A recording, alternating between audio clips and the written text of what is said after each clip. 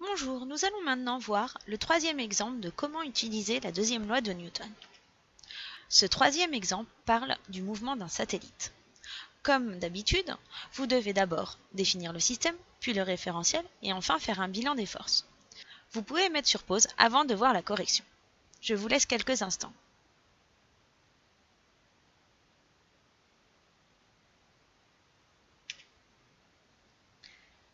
Voici la correction. Dans cet exemple 3, le mouvement d'un satellite.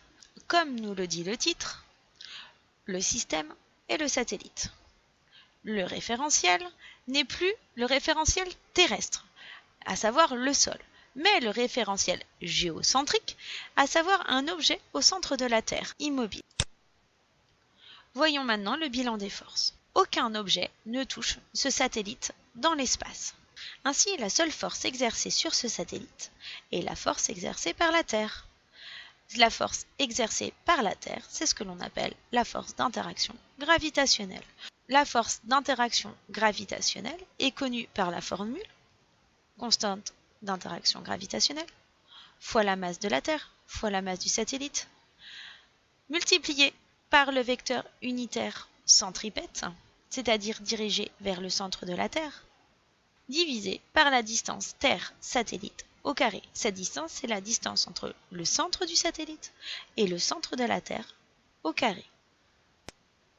Nous pouvons représenter cette force, U étant le vecteur unitaire, c'est-à-dire que sa norme est 1, et cette force dirigée vers le centre de la Terre. Maintenant que nous connaissons la force, nous pouvons appliquer la deuxième loi de Newton. Nous savons que le référentiel géocentrique est galiléen et que la masse est constante. La masse du satellite n'a pas de raison de varier. Nous pouvons donc appliquer la deuxième loi de Newton, somme des forces égale à la masse multipliée par l'accélération. Somme des forces est remplacée par la seule force, c'est-à-dire la force d'interaction gravitationnelle.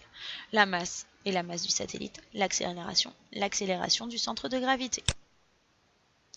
On obtient la force exercée sur le satellite par la Terre égale la masse du satellite multipliée par l'accélération. Si nous remplaçons par la formule vue à la page précédente, on peut remplacer F par G multiplié par la masse de la Terre multiplié par la masse du satellite divisé par la distance Terre-satellite au carré multiplié par ce vecteur unitaire.